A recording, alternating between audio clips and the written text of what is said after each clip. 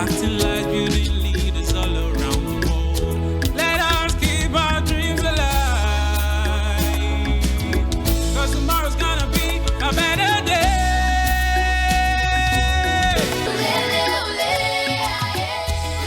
Welcome back everyone to Kectil World Youth Network.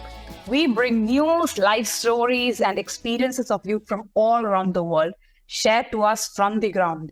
Real, authentic, fearless and powerful. Today's podcast features youth realities narrated from Armenia.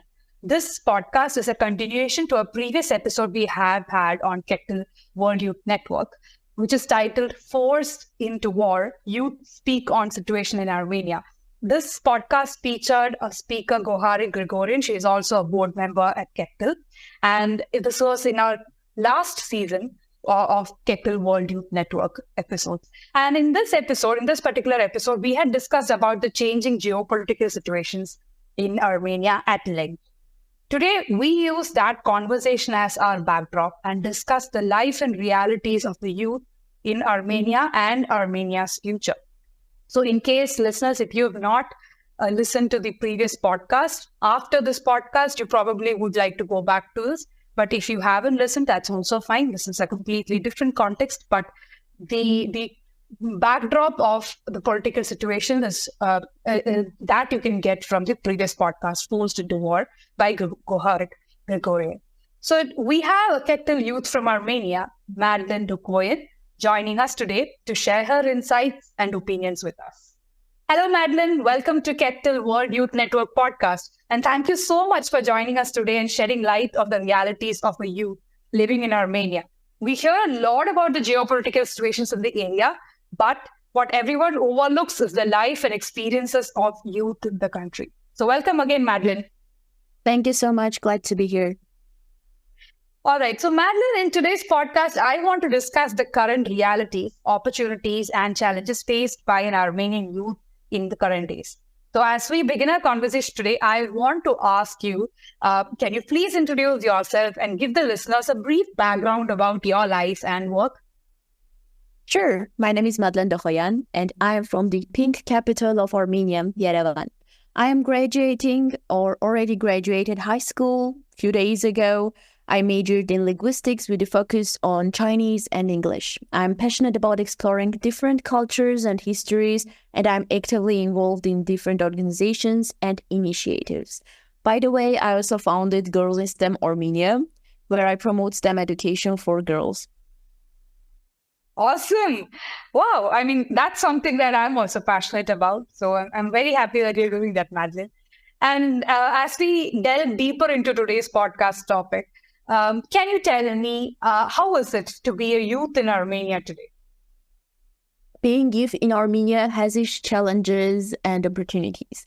As we know, Armenian youth being at most opportunistic, loving and enjoying the rich culture that we see in Armenia, it's fun to live in this kind of cultural moment where Middle Ages, when thousands of years ago, historical churches, heritage is still here and you can see it.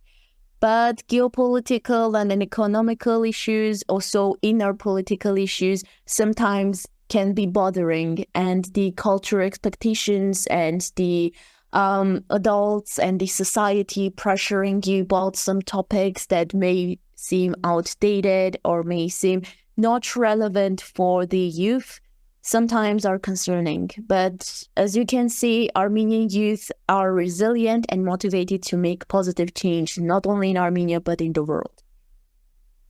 Thank you, Madlen. And we know about the resilience and even the innovation, not just from you and Gohari, but also from Kectil Armenia, the new group that we have started under Kectil.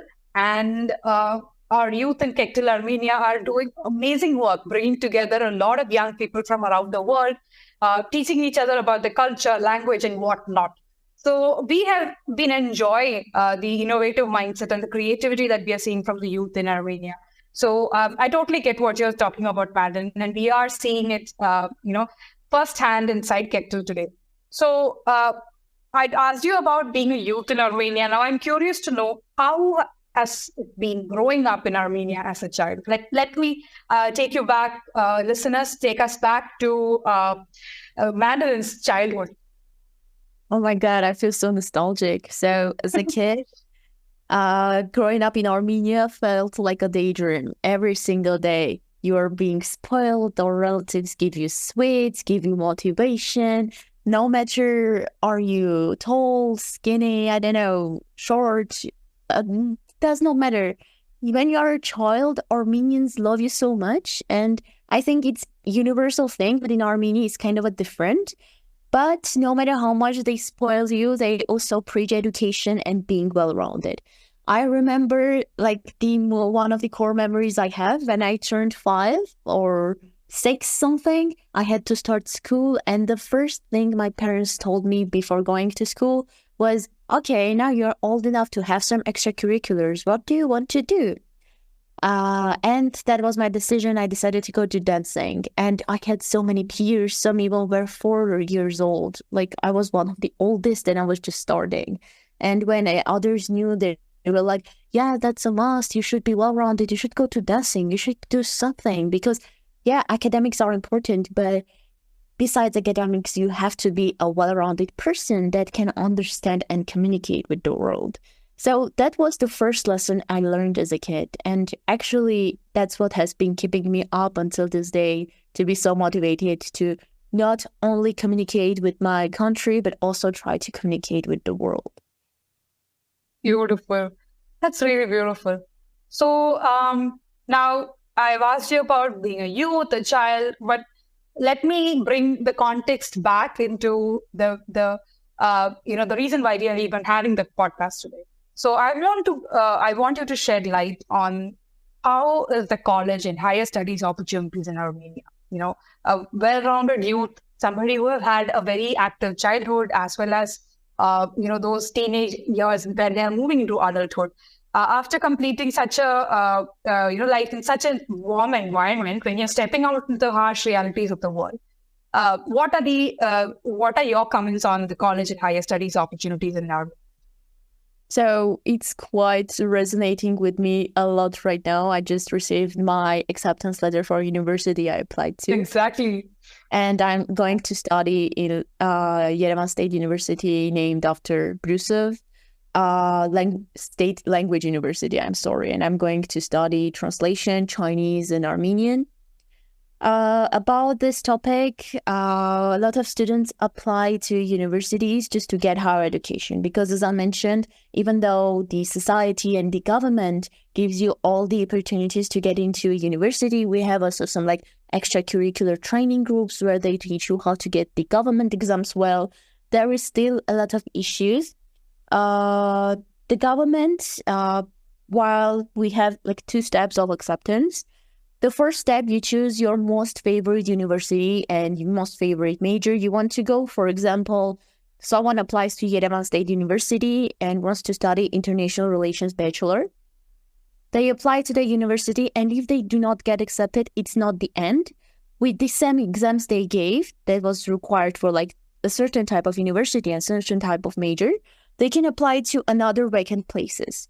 And this year, it was announced that we had more than 6,300 vacant places and 100 something full ride free education places. This is historical for Armenia in a good and in a negative way. It means we had a lot of bachelor places, but at the same time, it means that not everyone applied. So the majority, again, today received results that they are accepted, and that's good. The government does its best. Actually, the education culture, science, and sports department works really hard actually to facilitate the process of getting accepted. Because students are losing their passion for education as they think, as the development of IT in Armenia, a lot of students think like, we can just go to courses, get some SMM or I don't know, CEO classes and get to the job. Why should I go to university? The government does its best to show the students the pictures and good education Armenian universities can have. Actually, Armenia Yerevan State University is right now at the top 1,000 in QS rankings. So if one of the capitals are considering to study the somehow prestigious but at the same time affordable university in an affordable country, as an Armenian and Yerevan State University huge fan, I'm ready to welcome each one of you. Also, since last year, the government also considering in order to offload the urbanization in Yerevan, they are considering to create an academic city, which will have all the universities in Armenia in one place. Not only with academic opportunities, but also some IT organizations or some maybe hospitals to make sure that the students have opportunity to do their studies and implement their practical knowledge. This project has been supported by the international community. Some even were discussing how to open an international organization in that city. But again, it's just a draft. It was proposed. It also had some backlash. A lot of students were saying that they had paid already a lot to stay in Yerevan. How the students who were studying 2 years in Yerevan will go to another city. They didn't even announce what city it will be, what they are going to do with the citizens of that city. A lot of this kind of issues are now being discussed. And the government this department, Armenians are really, may I say, starting to love this department because it really started to do a huge serious changes, renovations. It feels rejuvenating, that finally students are being recognized, their work is being recognized. You don't have to learn by heart every single word of the textbook. You have to understand and comprehend the information. The textbooks are being changed, some from the negative side, some from the good side. But again, change is not a usual thing, so it gets backlash. But as a student, as a peer who felt the changes, I'm good with it. And the majority are good. Yeah, that's quite interesting. So this is mostly like a mega educational hub, right? Yes. Yeah. Oh, this is a concept that used to be more prevalent in ancient world, right? We used to have mega educational centers around the world where people used to travel, scholars used to travel and be part of such hubs. So yes, this is quite interesting. That's a huge project the government gives.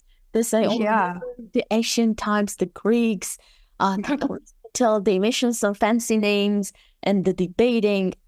We love it, but it's going to take a lot of pressure to do the changes. And will we, the students who are facing that challenges, be satisfied in the end?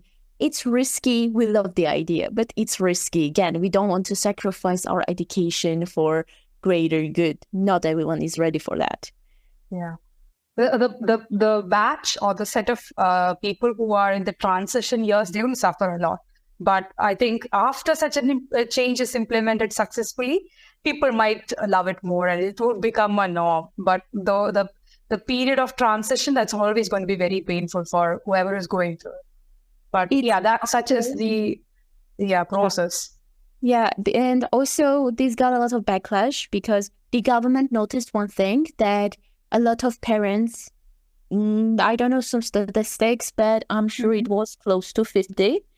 They are over-occupying their children and making over-occupation of their children hard at the university level was somehow to show the citizens to separate from a parent and a child. That was the first draft project the government gave, or it was presented to us during the National Assembly Summer School. As an alumni, the National Assembly still keeps in touch with them. They even asked we want to implement this change as a peer. How do you think? In informal way, some representatives do. And we say, we like this aspect of that, but this may be damaging to us. So I think the government, exactly the Department of Education, is doing its job. Well or not, we will see in the future. But if this process gets good in the end, then a win is a win in this case. I get you. Okay. Anyway, in between all that, huge congrats to you for your acceptance. I'm pretty sure everyone in the Kettle family and every one of our listeners will be joining me to congratulate you right now. That's a huge news, and we would really like you to celebrate that for us too. Yeah, I'm going actually to celebrate after this. Cool. So that's the result of you following your passion, right? So how about other youth in Armenia? What are some of the activities or passions that a young person living in Armenia usually pursue? And, I have a second part to the same question. How was life as a young woman in Armenia, especially in the context of pursuing their passions and, the interests? I would like to know about youth in general and women in particular when it comes to being a youth in Armenia. So I will start with the first question and smoothly transition into second. Many young people in Armenia are passionate about a lot of things. For example, arts, sports, technology, humanities, books. Now it's trendy to read books, not only in Armenian, but internationally. So for us, we try to resonate with books reading. Some started to crochet. We have crochet contests. We have also photography contests. Some who don't have a passion yet at the beginning of their teens go to Turmel Center for Creative Technologies to find a passion, and the majority of them find them. They say, I was learning game development in Turmel Center, and right now I'm really passionate about that. Or, for example, someone goes and says, I like photography, so I'm going to become a professional photographer. That's how we developed. We find experiences, the school encourages. In our English textbooks, we have like a career explorer. They talk about different careers, what they do, and to enhance vocabulary and also to show what you can do. And continuing with the second question, I was lucky to be born in a family where, it was like female and male equal dominant place. Everyone had their responsibilities. I don't know, once I had to do the dishes, second time my brother had to do the dishes. I'm the youngest, so obviously I was treated like a princess.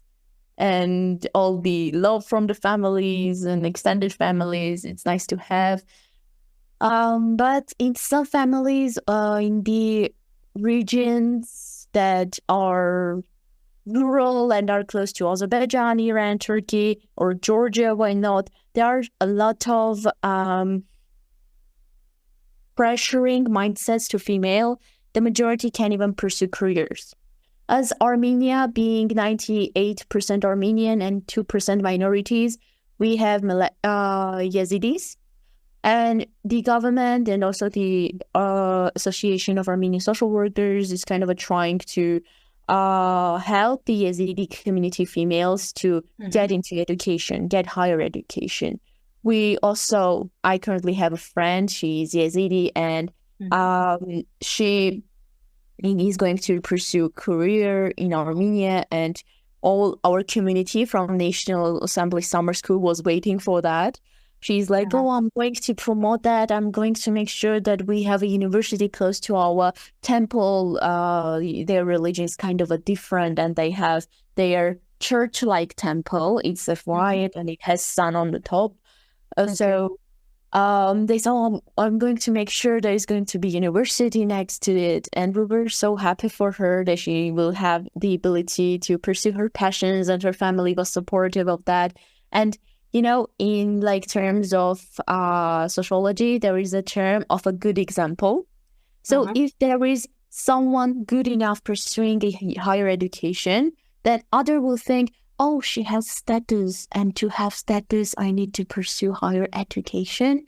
So trying to alert this way people to study higher education may seem dirty, but it's effective, and it's kind of in the end shows to be productive and actually makes people happy and satisfied with their existence. Wow. Okay. But I mean, just looping back into the gender part, because I'm personally interested to know how it is being a woman in a different country. Is there a cultural nuance to the gender? Like, is there a tradition or is there a culture that ensures that there is equality in opportunities, as well as not just in education, but what type of job that you can go for, and choices in everything when it comes to Armenian culture? Like, So is Armenia, it traditionally like that, or is it a modern changes that comes in the modern days that has made it equal for women? so Armenia, I will start with like legal format. Armenia, is like the majority countries nowadays, democratic countries, as since the beginning of its building of the constitution, has an article that states that no one has any right to discriminate someone based on their skin color, gender, and religion, and other factors, status, may I not remember precisely. So Yeah. legally, we have been always protected. Historically, before getting under the colonization of the Muslim community, let that be Iranians, let that be Ottoman Empire, the Hellenist Armenians who had their religion, in Armenia we say it had Hanositsion. It's really similar to Greek mythology, because it was during the Greek over-occupants. We had Nane goddess, and we had Aztec goddess. We had a lot of goddesses, and it was one symbolism. There were two equal parties. I can't remember the quantity of the members, but the groups of males and females were equal. And it was not only showcasing the equality of genders as human beings, but also it was showcasing the fact that Armenians, as people, as part of our culture, have the ability to only marry one person. And they can't be at the same time with many, many people. Historically, Armenia is one of the first countries that gave legal responsibilities to females during the times of the Urartu. But after some Muslim influence and after some pressure from the colonization, like during Armenian genocide, Armenian women were forced to cover and wear hijabs against their will. Obviously, secretly, some Armenian women found ways to counterattack this, putting bad ingredients in food to people they served, and also other stuff to just survive and protect the heritage. And we also have Mother Armenia statue in Armenia, like two Mother Armenia statues that symbolize the power of the females that fought during the war. In our literature, we have a lot of strong female representation. But obviously, like any other Middle Eastern culture, or may I say in every culture, we have like representation of females that are mainly serving their husband. At the revolution days, like in 1760 there are a lot of females who suffer, many females who reject the male, going for a rich guy, for example. But also there are a lot of other good representations. We have female writers, for one example being Silva Kaputikyan. She is one of my favorite writers. She has led a lot of important after effect in Armenian literature, which is appreciated.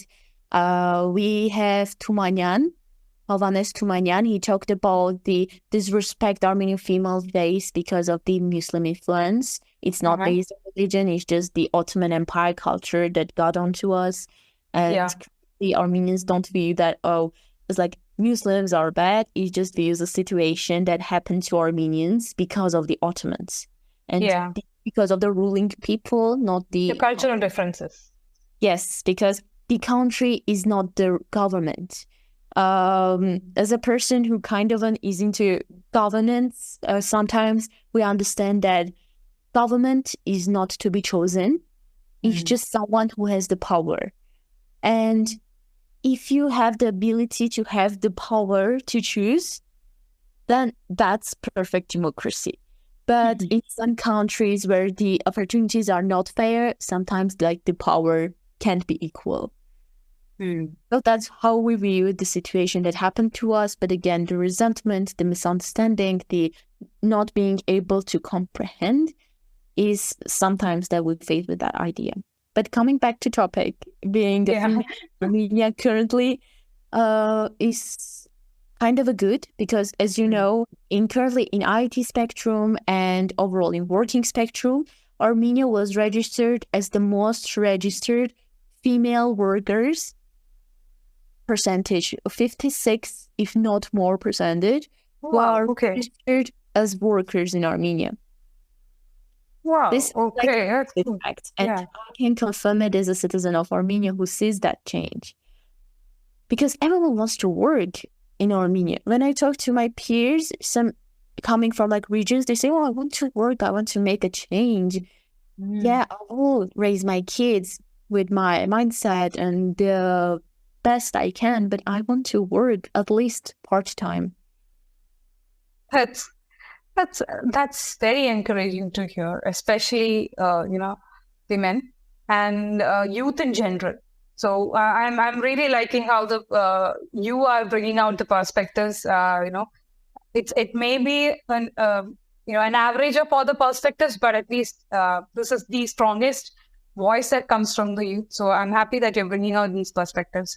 And when we are in this topic of passionate youth pursuing things that they are interested in, I want to also understand what are some of the factors that you have observed which plays an important role in the choices that they make, or in things what drives the choices that they make. Just elaborating my question, is it some availability of educational resources, or is it availability of certain type of jobs, some influential industries or areas that they usually work in? Any other factors like cultural nuances, traditions, or even geopolitical situations? Are there such factors that you notice which predominantly influence the choices that they make? Okay, so for the factors, as I mentioned, the societal expectations, the upbringing. I talked about the majority youth, but also there is a minority that does not have the parents or like the someone who can upbring them with the Armenian values, and they are left to certain institutions, or sometimes in the worst case on their own. So the upbringing plays a crucial role. Also the educational system. The majority says, "Oh, we are not even studying the educational system," but again, it's a part of the educational system effects. This may sound strange, but we have a certain university that's private institution that requires volunteerings and motivation essay, like a university in the United States, and requires for you to be passionate about something. So its application process is complicated, but it motivates a lot of youth. It gives a desire to study the somehow prestigious university close to their home. And that's why they start to do volunteering. They learn more, and maybe their aspirations turn to be far more. So I may say that like certain universities' examination criteria are a huge push for Armenian students to pursue extracurricular activities. Also, I would like to talk about some regional projects. In Armenia, in basically each region, we have non-profit organization and non-government organization that are facilitating the contact between youth and our Yerevan itself in regions and Armenia. One of them is COAF. It's internationally popular organization. A lot of famous people like Leonardo DiCaprio have sponsored it. For example, TUMO itself, it has a lot of branches all over Armenia. Recently, TUMO opened its branch in Japan. TUMO is a creative technology center. Its first branch was opened in the Tumanian ID. That's why it's shortened and called TUMO. And it's like a huge one building, and in it there is an office of Pixart. Pixart is an Armenian organization, so you to know. And Tumo and Pixart are in one building. Yeah. And youth who are attending Tumo and its branches. We also have Tumo boxes. For example, if you live in a certain type of neighborhood in Armenia, but you don't want to get from like that far away from Avan to Leningrad, for example, it's kind of far away. It's at least 1 hour with transportation. They open one type of boxes to facilitate education for Tumos. And yeah, I also attended Tumo to find my passion. In the end, it had nothing to do with technology, but in the end of the day, I have found it Kyrgyzstan thanks to Tumo. Wow, that's interesting. And I mean, that's insightful in a way to understand there are so many things that are available for youth that you can utilize. One can utilize in order to finally figure out where they want to go. So that's a encouraging trend, right?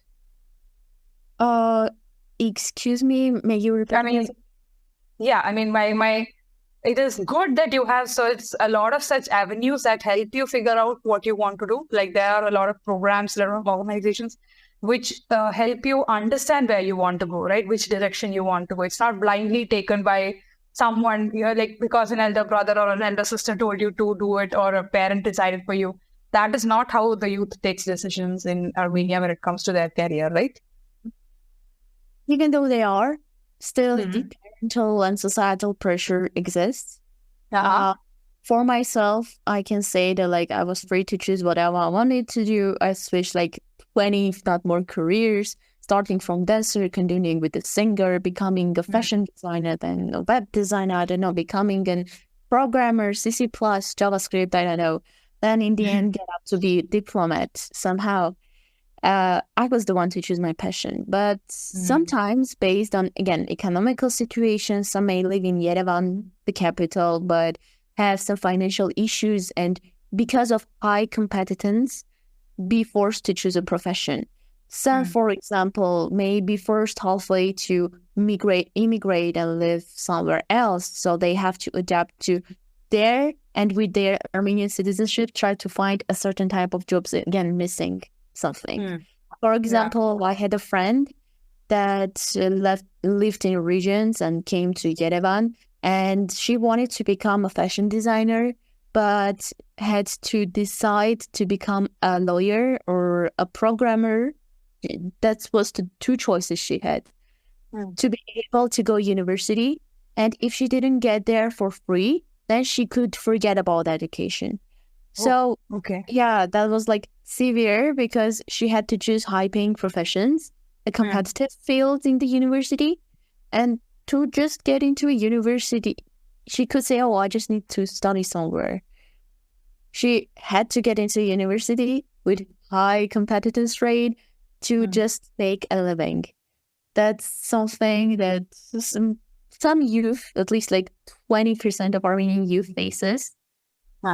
It's really not a good thing, but again, the government creates scholarships. Also, we have scholarships based on your voluntary experience.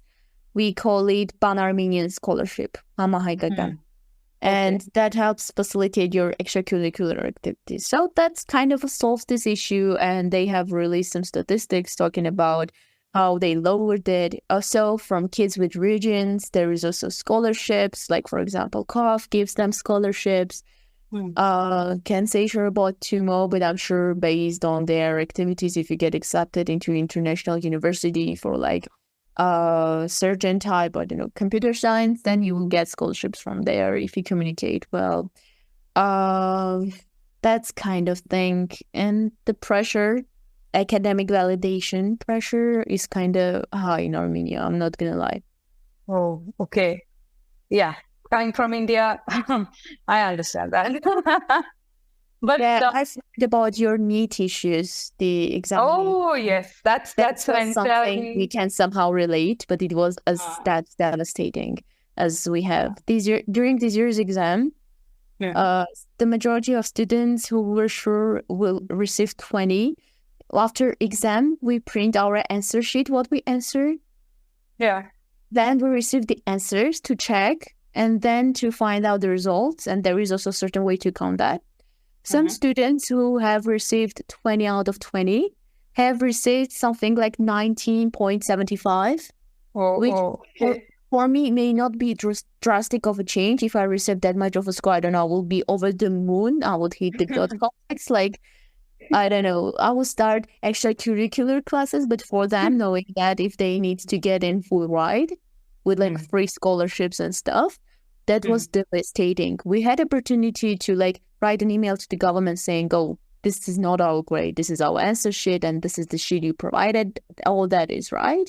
The majority of our messages have been left like sometime ignored, and then some days before the university acceptance, we all received emails. The majority received rejections, but some kids received their like acceptance and like apologies for like lowering their grade. And so it was like 50-50. You didn't know which one of the lucky ones were you. So that's very late. Yeah, that's bad. Yeah. Okay. I also wanted to ask you, when you were talking about all the factors, you have touched upon this already, but if you have anything more to add, what are some of the predominant factors that stop young people from fulfilling their aspirations? Like you already mentioned some things, but is there something more that you want to add in order to go deeper into that topic? I can conclude this question because I know like I talked about a broad topic, but yeah, I can mention that Armenian youth, the only thing the majority of us wants is stability in life. In Armenia, we have some mindset where like you can find bread there, you can stay. I'm directly translating, or we have also something about hardworking. The one who works ends up to eat the bread in the end. Yeah. So we talk about it a lot, and then hard work and stability. Do the hard work, you will get the stable life you dream of. I know currently, based on like issues geopolitically and also the stress, the competition, the corporate capitalistic lives are being kind of hard to maintain. That's why I know that currently everyone wants that. But Armenians have always been like that. That's why we chose Christianity in the end of the day as a religion. We just want peace, stability. We just want to have the ability to party sometimes. We don't like to drama that much. Even though we love to gossip, but like the drama, no, we'll just say, okay, at the end of the day, that's okay. That's why when the rating system has opened in the Google Maps in Armenia, for years, I'm not kidding, for years, the majority of the restaurants, even when, like, I don't know, they were not loved by the Armenians, were getting high ratings. Oh. Because no one was voting. Like, until, like, Russian-Ukrainian war, when the diversity of, like, citizens in Armenia were living, that's when the rating started. Okay.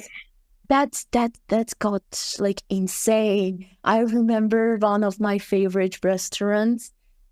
It's good, actually. A lot of Armenians check them and like show them, oh, that's good. I was the one who wrote the 5 stars and it's like, oh, that's good. But once I saw a Russian female, if I'm not mistaken, she brought under that restaurant comment like 2 stars or 3 stars, like, saying they mistakenly switched my, I don't know, fiancés or brothers, I don't remember, and my dish. In mine, it wasn't supposed to be an onion. So, I don't know. Yeah. In one Russian comment, there was like, oh, I asked for water. They said, oh, it will be in a minute, but it was in 2 minutes. Sorry. That was like not Armenian at all. And, you know, I had some Russian friends, I had to explain them that. And then they were like, oh, but that's their job. But like, just being nice to person. Just be. Yeah, the cultural nuances, right? I mean, the more we actually Armenian mix it culture. Yeah, I mean, even in India, we are also having that sort of cultural mixing. I mean, here, the north and south, east and west, every part of India is very different from each other. So that's a different story altogether. But there is a certain level of mixing and some sort of, transit towards being a national average. Are you seeing something like that? Because a lot of people are coming into the country. Is there some cultural shift towards being an average of every culture? I'm going off topic, but I'm just curious. Okay, so I will try to give the Armenian national minimum. So Armenians are really hospitable. That's like literally our key thing. We are hospitable, we're giving, we want to have fun with you. That's our goal. No matter who you are, what religion you have, we will just have fun, like offer you alcohol. That's it. That's like the bare minimum in Armenia. We have seen a lot of Indians coming to Armenia to study in our medical university. Yeah. Happy to see. We also have seen Indians coming for work. And actually there was like a phenomenon before Indians didn't came to Armenia, for like the medical university students trend didn't start it. In Armenia, there were no mopeds. It's something new for Armenians, and actually not the citizens were not ready for that. So now currently when you give an exam of driving, you are now also like giving something related to how to drive next to bikers and mopeds. And in case of Russians, we have started to see a lot of bikes and people working out in 5 a.m. Some in Armenia have received noise complaints. Actually, two of them have been nullified because the one who is writing the noise complaint is not Armenian citizen, so that has to be nullified. Based on our law. That's why sometimes some who were forced to work at like hotel registrations were going themselves with their citizenship. So they wouldn't use a client. So the coming up to the middle, I think, is eating, drinking, partying. Even though like I'm not saying like Armenians love to overdo it. They love to eat, give, sometimes are the ones who close the fee because that's just respect and stuff. But overall, the partying thing is great. All the nations that come, they love partying in their ways, but we all love partying and we try to find common ground with everyone. So that's what I can say. That's cool. Okay, now let's get back into the topic that we were discussing. And I mean, my major question is about the career choices. So I'm just going to combine two questions that I had in my mind. One is, what are some of the popular career choices that Armenian youth usually take? And also, if you can add on the reasons that they usually do this, like what are the factors that influence these choices, etc. That would be great. Starting with like technology and IT, this like in top, healthcare and medicine, business and entrepreneurship are some of the most popular career fields among Armenian youth. This is based because of the popularity of the fields, current trends, the money you receive doing a certain type of job, the accessibility, like some have talent for humanitarians or are not good with maths, so they would choose humanitarian in the end. But some who want to get a good profession and are studying well, usually you can hear like your homeroom teacher saying, oh, go to IT or go to medicine. That's your place, like you are smart kid. Okay. And factors that influence, there are a lot. Economic opportunities. So someone who has the ability to study IT in Polytechnic University, which is a state university, definitely will not go overboard giving international exams to go study the same thing in the private institution. Again, we have like the profession diversity, which goes like to high paying university and like middle paying university. The second thing is societal expectations and personal interest sometimes. Like the last 30% is personal interest. The booming tech sector, for instance, attracts many young people due to its growth and potential stability and agility promises. As I mentioned earlier, we all dream of stability. We just dream of peace, like to chill, to go hike in a mountain. Yeah. So that's the cultural part of the choices that youth would make, right? Stability.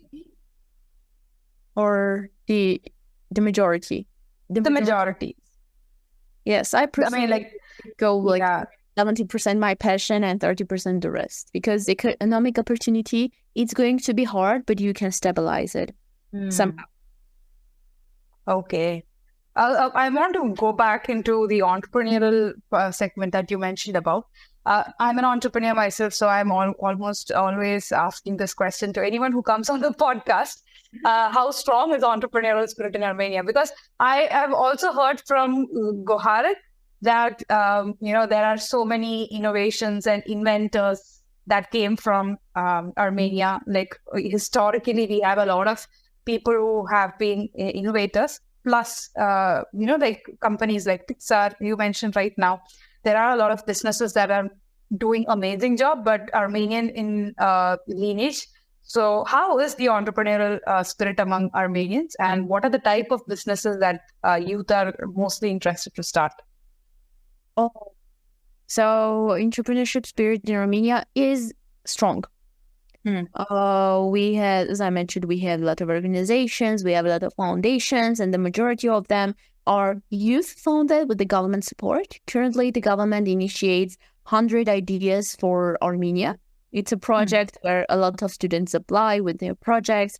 Oh, I want to do this. I want to become an NGO. I want to do this. I want to do that, and get a sponsorship.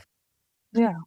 If they win a three-level based contest. But also, I would like to mention the startup booming in Armenia. We have startup schools. Recently, we held 7 Startup Summit, which is an international summit inviting tech people from all over the world.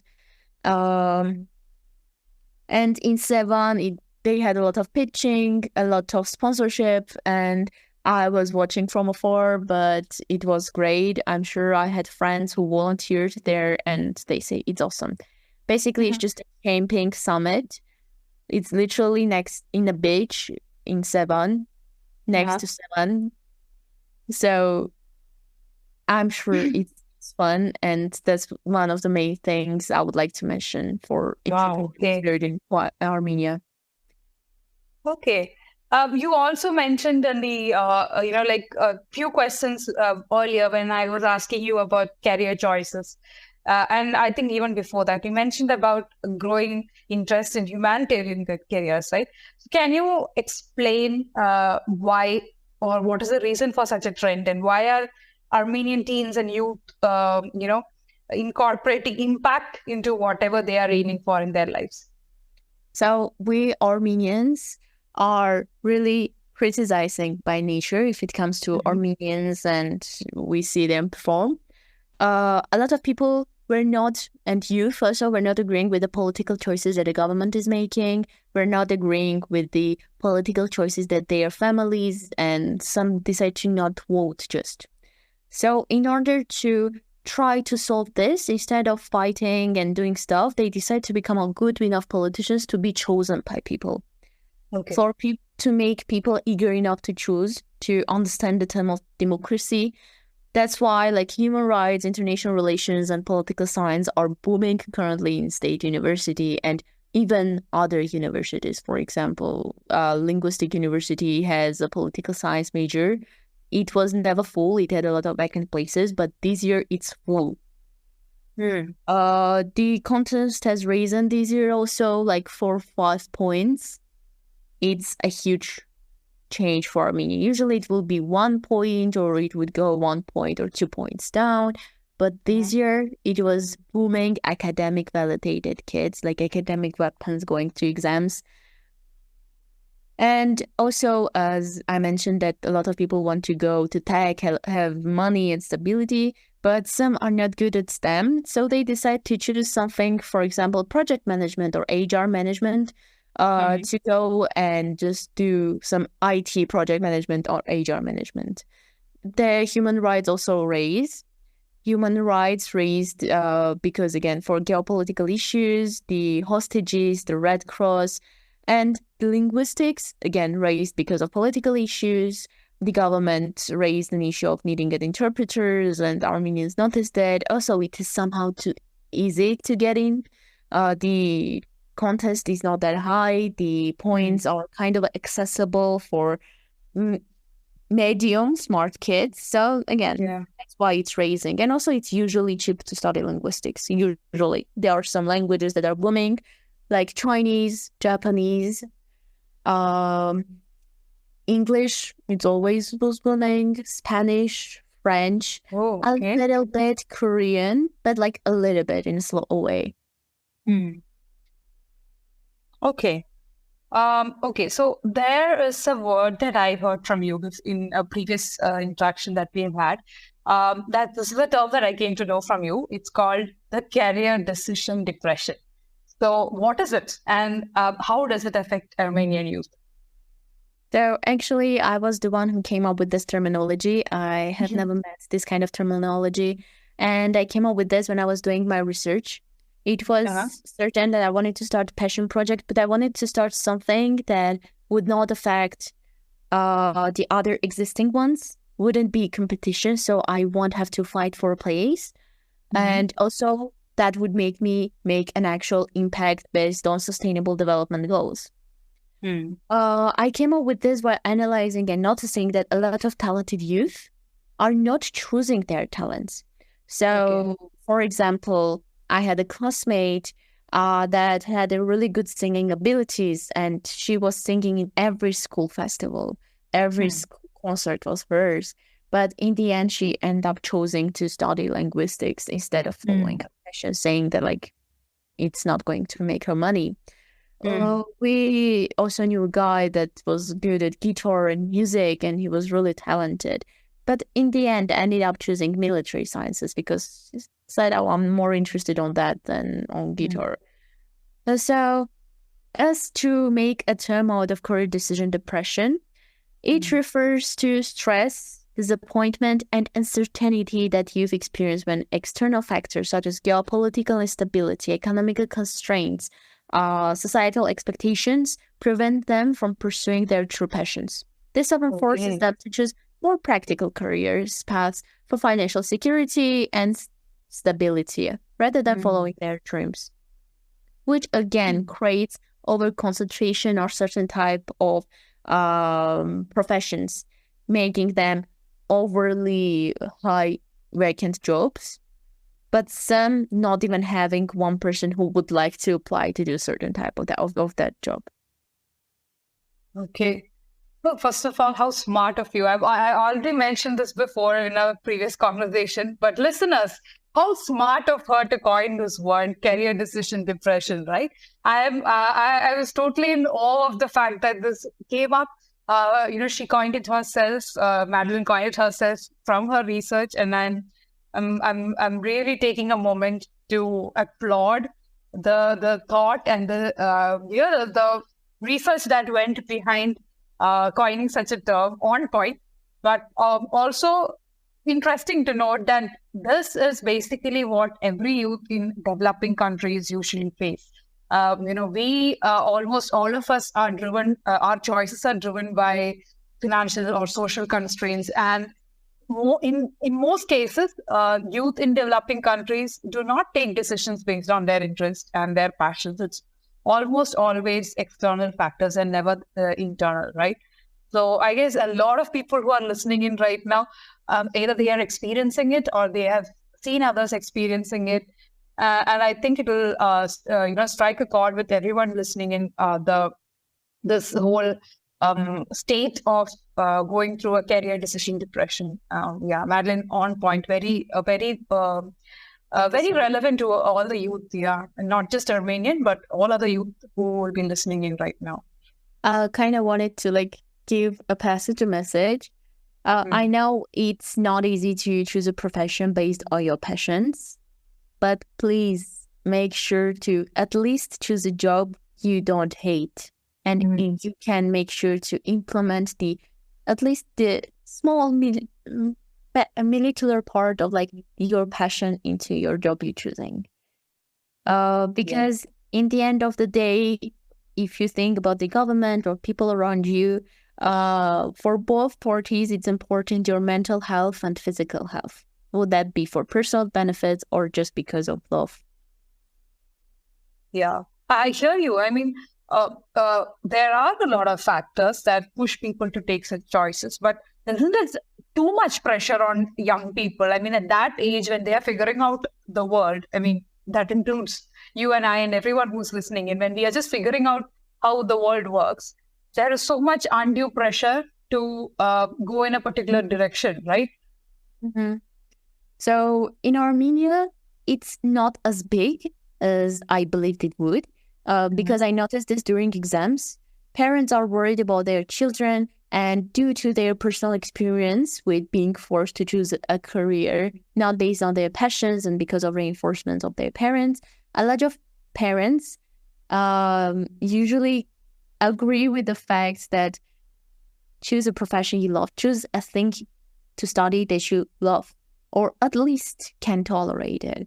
Because a lot of people have felt the suffering, and even grandparents admit to regretting forcing their children going to a certain place to their grandchildren and saying, "Oh, keep it secret, don't tell your mom or dad."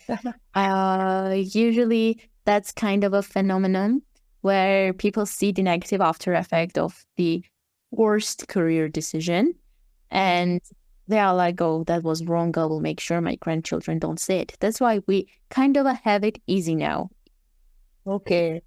Not talking about the economical restraints, not talking about the geopolitical issues. Some, people who live in the regions, for them choosing a career that can be maintained while living in their region and doing freelance, it's usually what they love to do because it's easy and plus it's in their homeland. So... But in the world, I have been participating in some international communities, and when I heard the competition they face every single time they take a decision, and when they do take the decision, they have to take responsibility for that. As a person who was having it kind of easy, not gonna lie, had it like a shock. Wow, I have to take it this seriously. I wanted to go to study abroad. It was like a wake-up call when I heard one of my international friends talk. And actually, it's kind of terrifying that for one place, there are more than 10 people fighting for a certain universities. Yeah. It's kind of not usual for us. For to apply to local university in Armenia, there is maximum 3-4 competition for one place. And when we hear, oh my God, for one place, 4 people, we could have drink a coffee with that amount of people and have a lunch. What doing? Sometimes the joke comes around when students apply to high competitive places. It's like, oh, go and just become something that you can just do it without having the higher education. But obviously the mindset of have a higher education, it's good for you, stuff is already in our brains and in a positive way, because education is always important for us Armenians, and it has been always promoted, even from ancient times. Yeah. So it's literally in our DNA, and we say, no, we have to apply somewhere. Or it relates to my goals, I have to go. Okay, that's a different perspective. And you just mentioned about mental health, right? I want to dial back to that. So talk to us about the mental health issues and how has it affected young people, especially in this age, not the period of time, but in the age where they are actually, creating those choices in their life, and thinking about the long-term repercussions of their choices today. So what are the mental health challenges that you face, and what are some of the support that is available in Armenia? In Armenia, based on mental health, statistically, is good. So we don't have that much of a youth in the mental hospitals, and we just have a lot of accessibility for everyone. But as a peer, I can see that Armenian youth is trying to combat with stress, with anxiety, with uncertainty, with panic attacks sometimes, while developing some new hobbies. Mm-hmm.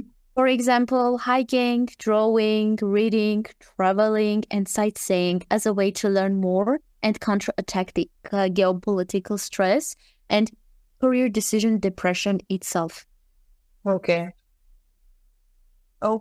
And I hear you talk about hiking and a lot of activities, right? How about the social media, and what role does technology and social media play in lives of Armenian youth, and how are they evolving in a way? Social media is actually a really important place for Armenian youth to show their passions, as in every single country, and also for the government to communicate with the youth. Okay. I can say that Armenian youth show their hobbies and try to implement their hobbies in a way to contribute to their country. For example, a lot of youth who likes to hike, they also purchase certain type of drones to take aesthetic mountainous pictures of Armenia and upload it in the social media to communicate the beauty of Armenia and develop the tourism in Armenia to the international community. Okay. For example, a lot of students who are studying translation from certain language to certain language and love reading books, they have started to translate books and to upload for the international community and for Skurka Hayatun, for the Armenians who don't know Armenian and are living abroad, and just to communicate the Armenian values in certain way, because, Armenian is not a language, it's not in DNA, it's just you are born Armenian as a human. You behave a certain way, you talk a certain way, you can even be, you can be Irish but still behave like an Armenian person. So we want to make sure that for international community, we want to show Armenia. Because when I'm into international projects, I talk, I'm from Armenia. They're like, oh, Romania. No, Armenia. Okay. I mean, yeah. I'm sorry, go on. Someone said like the most absurd thing to me once. They said, I was like, oh yeah, I'm from Armenia. And they're like, oh, that's part of Russia, right? Oh, okay. I said, okay. Not the worst case scenario, but okay. Forget about it. Yeah. Okay. Now that you mentioned Armenians are born, not made, and there is a certain, something that makes you Armenian, and it may be the culture, it may be a tradition. So how does the Armenian culture or tradition impact the lives and decisions of the youth? And especially in this context, how do the youth balance traditions and modernity while they grow up? So at the beginning, you especially. Especially me. Okay, so I will try to implement my own story and the majority ones. So story started as like, I knew English, and as a kid, I watched a lot of English and Russian videos. And when I saw something good from their side, as a kid, we would like to compare and say, oh, the grass is greener on the other side. And I had some anti-Armenian phase as a kid. As a kid, I'm saying like from like 9 to 11, 12. Yeah. I was like, no, I'm not the type of kid who listens Armenian music. I'm only listening to Britney Spears or Katy Perry. I'm that kid. So at that part for me was like that. But I know that a lot of Armenian youth who like are concentrating on learning Armenian, they learned about Armenian, a lot of stuff. They watched Armenian shows. We have some funny meme kind of shows. We also have some kids shows. We have like a talking rabbit show. So yeah, as for traditions adapting while growing up, I can say that like Armenian traditional appreciation is having its peak right now. Since 2018, the revolution we had, the geopolitical issues we faced, some patriotism sense has came up to youth. And that's why like currently this summer, if I'm not mistaken, every Friday or like twice a week in a Friday, we have a huge dance, Armenian traditional dance in Cascade, in the heart of Yerevan, which invites more than 100 youth every time. We have a lot of Armenian festivals, like, for example, Festival, which happened literally 2 days ago in Gyumri, representing one of our, like, music icons, Tata, if you know. Yeah, in the day of Gyumri, actually. So we try to do our best to appreciate. And as you know, Armenia is a mountainous land. And we went hiking, as I mentioned. A lot of Armenian do traditional dances, or some even do their weddings in certain types of mountainous lands. Or do in like Armenian way, like 7 days and 7 nights. Whoa, that's, I want to know more. 7 days and 7 nights. Yes. And a lot of people who want to re-celebrate their wedding, for example, they have been married for like more than 30 years. If it's like an anniversary that has 0 in it, like 30, 50. Yeah, decade. Yeah, they once in a decade, not once, but like in a decade year, they do a traditional repetition of their wedding with close family, just to celebrate and appreciate the culture. Also, we have a cinema that shows traditional Armenian movies once in a while. For example, if that movie has been like 2 decades or 3 decades out, they will re-show it and make half-price tickets. Also, we have a lot of cultural places. We have museum nights 4 times in a year, if I'm not mistaken, once a season. And that's a good way to represent culture, in my personal view. Oh, that's good. That's good. Okay. So just like how you are talking about all this, I came to know from Goharik regarding all the innovators and historical figures that came from Armenia. She mentioned anybody's name ending with AN, that is like Dokhoyan, Gregorian, are all Armenian. And that's when I started noticing a lot of innovators and people who were in the science background, stalwarts, are all Armenian. I mean, a lot of names suddenly became quite clear to me. So are the youth still innovative just like them, or have they become less innovative or more innovative in your opinion? I think it's the same. We are as innovative as always. But yeah, you're right. Actually, we have a lot of innovators in technology and innovation. So one of them is Slaughter George Simjian, which developed the first ATM machine in 1930s. But currently we recently had an Armenian coming from like Lebanese Armenian family. He won a Nobel Prize, and his name is Artem Badaputian. There are 2 types of Armenian surnames. It's En, which is more like a westernized version, and Yan. Because for like the Westerns and the majority of the community, it's hard to pronounce some letters of ours. We have 36 letters that you can write and 39 vowels you can pronounce. So it's not easy to. That's why for us it's easy to learn other languages, but for them it's easy to learn Armenian. Okay. So yeah, recently in 2021, he received a Nobel Prize for his groundbreaking work focused on characterizing receptors that detect pressure, menthol, and temperature. Specifically, he studied PIEZ01 and PIEZ02 and other receptors. He won prize in psychology and medicine jointly with David Julis for the pioneering research in this field. Badaputian achievements highlight Armenia's scientific legacy and its ongoing commitment to innovation. As I mentioned, in IT, we have a lot of kind of that. In innovators, for example, Pixart, I think you may know Arlupa. It's a VR organization that focuses on provide accessible education. The education you can see, not to just learn.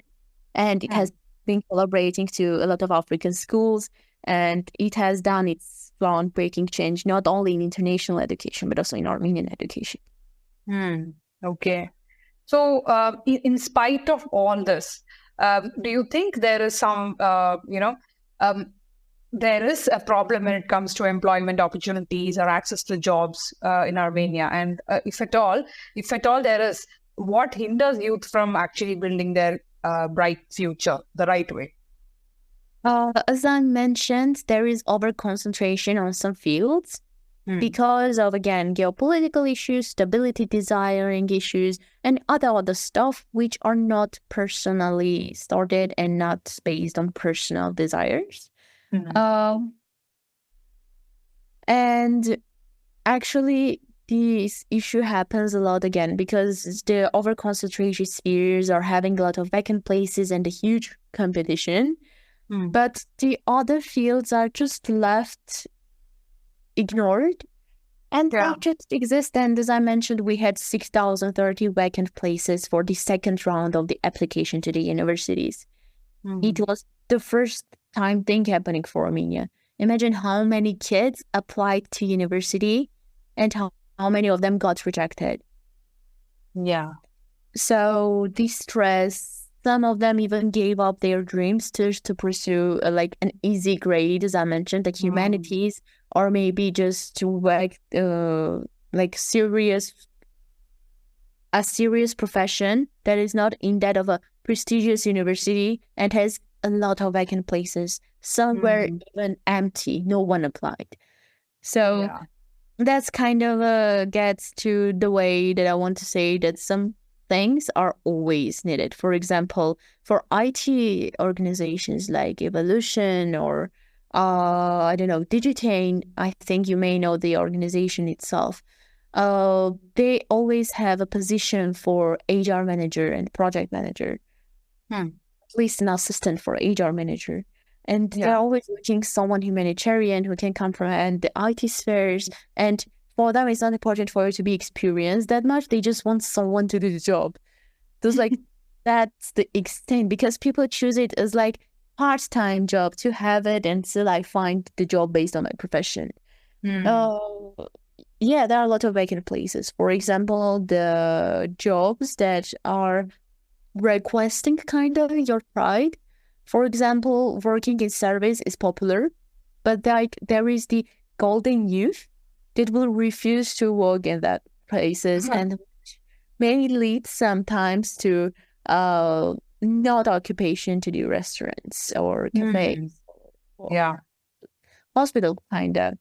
The job of the cleaners is always vacant because a lot of people just refuse to do the job. And also some governmental places are vacant. People say, it's like, people think that if you work for the government, then you support the governing party. So that's kind of a mindset that is also pressuring for teens to not choose non-governmental. But that's not for the majority again. That's mostly like the health or less than a health, 40%. But again, that issues exist and that mindset exists. And when I remember someone told me, if you choose this profession, international relations, it means you're supporting this governing body, right? Or this political party. I'm like, where did it came from? So sometimes it's kind of a personal viewpoints, the societal expectations and just stereotypes pressuring people to just not choose the career they would love or what do they think, what they believe. So that's kind of a things that usually pressures and leads to vacant places. Okay, wow. So this is how the present scenario of the country is determining the personal goals of youth, right? And how about their perception of the future of this country? And how does their perception of the future affect the goals that they set for themselves today? Any insights on that? Many young Armenians are hopeful about the future of their country and are committed to contributing positively. This optimism is something that shapes their personal goals, and the desire for stability is driving them to pursue careers and initiatives that can lead to societal changes and improvements and progress. And also, that is also one of the reasons why a lot of NGOs and NPOs are growing in Armenia, right? Yes, based on the government material, we have more than 600 NGOs and NPOs based in Armenia, each of them having their own set of laws, policies, and overall just ideas how they want to communicate with Armenia. That's why the government has been communicating with them a lot, asking some resources, details, and helping them do certain type of research needed. Okay. For listeners, NGOs and NPOs are non-governmental organizations and non-profit organizations. And from Madlen's previous conversation that I had with Madlen, I understand that there is a growing, a surge in the growth in number of NGOs and NPOs, right? Right, Madlen? I'm correct, right? In Armenia. Yes, one of the examples can be the Kektil Armenia branch itself. Yeah. For examples can be Girls in STEM Armenia. For example, there are a lot. And I have a lot of names coming to my mind, and I just don't want to give credit to anyone, but just so you know, just go Instagram, write, I don't know, Yerevan/Armenia, or just any province in Armenia and write an NGO next to it. There is something. There is, even if the page is not working, trust me, the page is registered. We have a lot of NGOs and NPOs that are helping to do youth exchanges in like Erasmus and also do Erasmus Pluses. We also have a branch of Erasmus Students Network in Armenia, which also is an NGO. We recently have some university-related or education-related MUNs, which is a huge development for Armenia. It's MUN format, Model United Nations, is a new format for Armenians. For those who don't know, Model United Nations is the simulation for the actual United Nations discussions, debate. They have committees concentrating on certain topic, solving them, and if they are officially registered in UN's database, some solutions can be sent to the UN and discussed in estimated committees. So it's a huge thing. We also have like party organizing organizations. They're kind of underrated, to be honest, but they're doing a great job. Like for some concerts, there are a lot of volunteers going, even just to have fun for free. That's kind of a, not free, but like for exchange for work they do, technical assistance. I don't know, if the concert is serious, they will not be trusted with technical assistance, but they will be trusted with the technical work. Would that be giving beverages or listening to the music and just being there sometimes, helping with the tickets and a lot of other events. For example, we had sambo contest. We had a lot of fun stuff. And if you're youth in Armenia and live in the cities, for example, central cities, would that be capital? Would that be Gyumri? Would that be Vanadzor? Would that be Kapan? Like a central city that connects the villages. Then you will have something to have fun at least once in a while. Okay. And we heard from you that youth and Armenians generally are seeking stability. So how are the youth in Armenia staying motivated and positive despite the shift in geopolitical and economic situations, the uncertainty that is not just in Armenia but all around the world?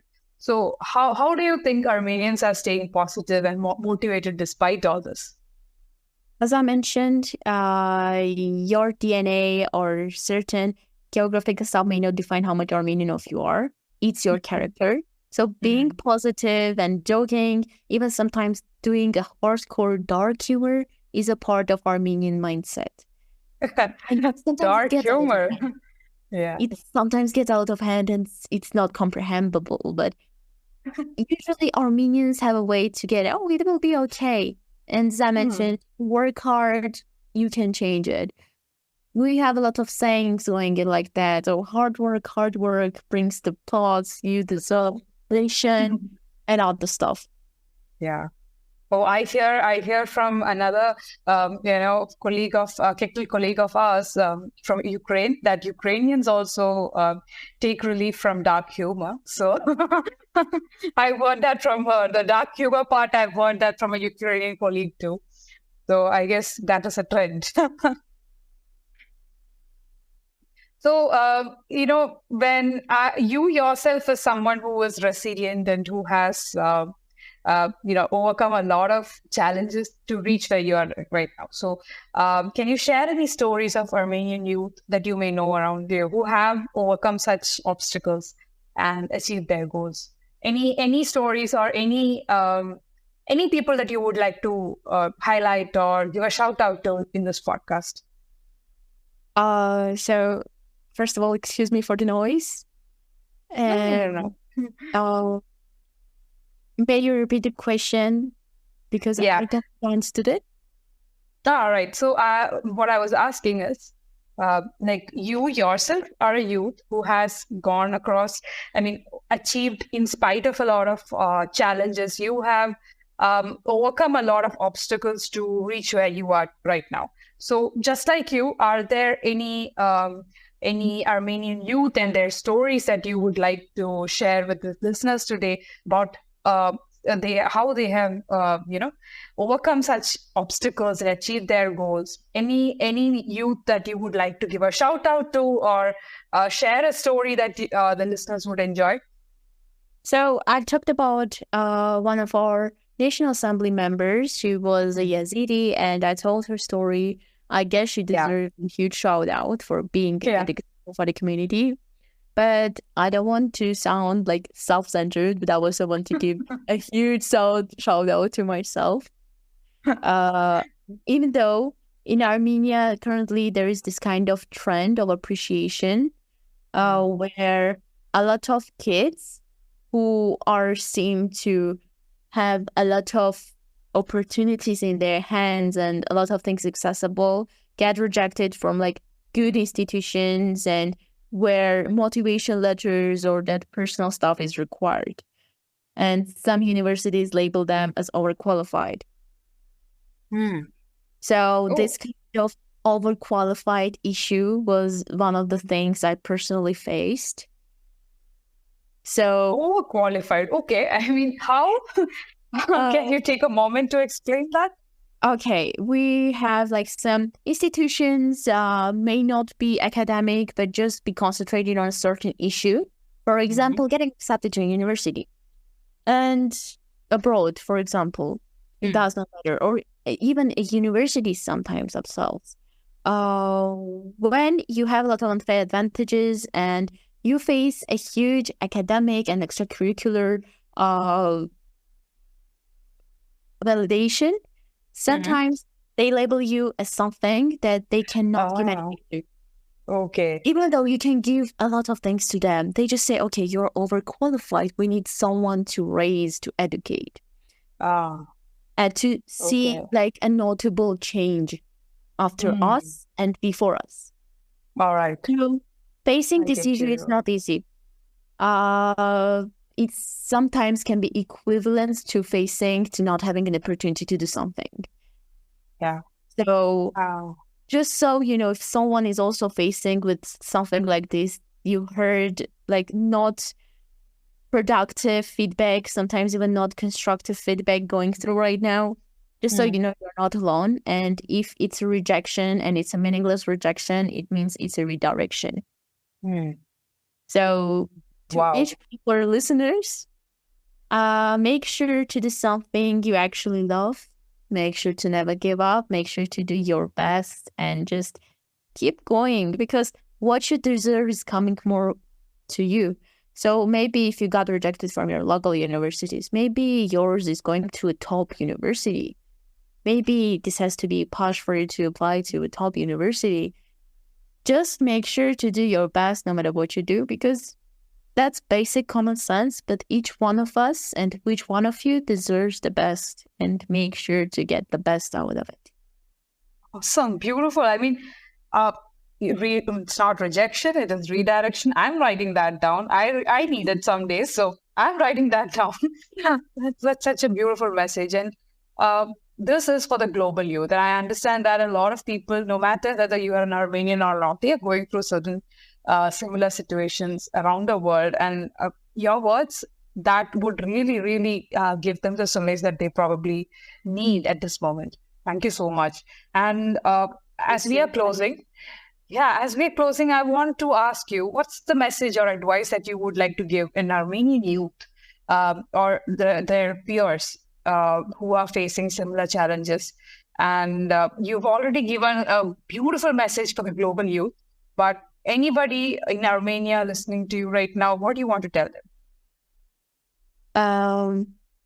So not only Armenians, but I would like to give it to everyone. Two things, actually. One thing is like, fake it till you make it. I was never good at English. I was never good speaking good English. I just faked until I became good one day. I just speak so many times. Again, comes hard work and delusion. People underestimate the things delusion can create. And the second advice, never go small, go big or go home.